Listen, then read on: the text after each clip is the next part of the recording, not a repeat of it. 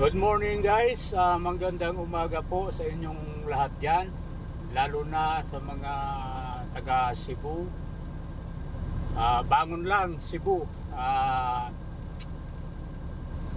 may awa din ng Diyos sa ating buhay. So ingat tayo dyan mga kababayan natin, mga Cebuanos. Maayong buntag at shout out sa inyo hang tanan diha. Amping mga Cebuanos, bangon Cebuanos. Ngayong umaga guys, may panoorin lang tayo.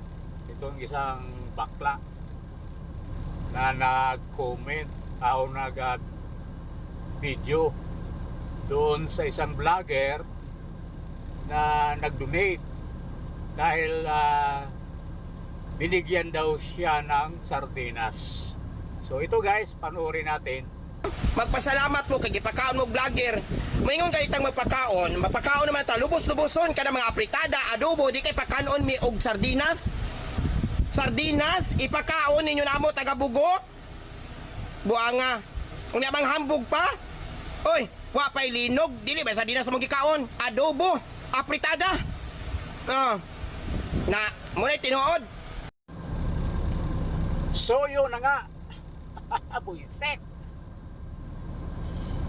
Mamumura kitang bakla ka sa hindi oras. Ano bang ginagawa mo sa buhay mo?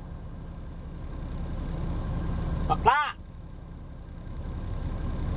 Na nangyari sa inyo dyan sa Bugo, Cebu, hindi ka pa nasama sa lindol. Wisit ka.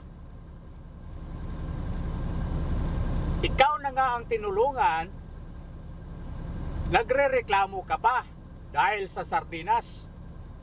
Bakit? Allergy ka ba sa sardinas? Mga mayayaman nga kumakain ng sardinas, ikaw pa? Di ka pa nahiya, buisit? Ha? Walang hiya ka, bakla ka? Magpasalamat ka na lang sana. Kung ayaw mong kumain ng sardinas, ibigay mo sa iba. Yun lang naman yun eh. Huwag ka nang mag-video kung ano-ano. Tinulungan na nga kayo, nag-volunteer na nga ang mga vlogger dyan para makatulong sa mga nalindol dyan sa Cebu o dyan sa lugar nyo. Nagre-reklamo ka pa, buisit ka.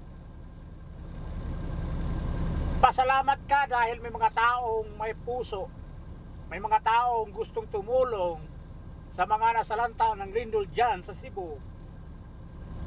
Nagre-reklamo ka pa dahil sa sardinas. Ha? Mahiya ka naman sa sarili mo, buang.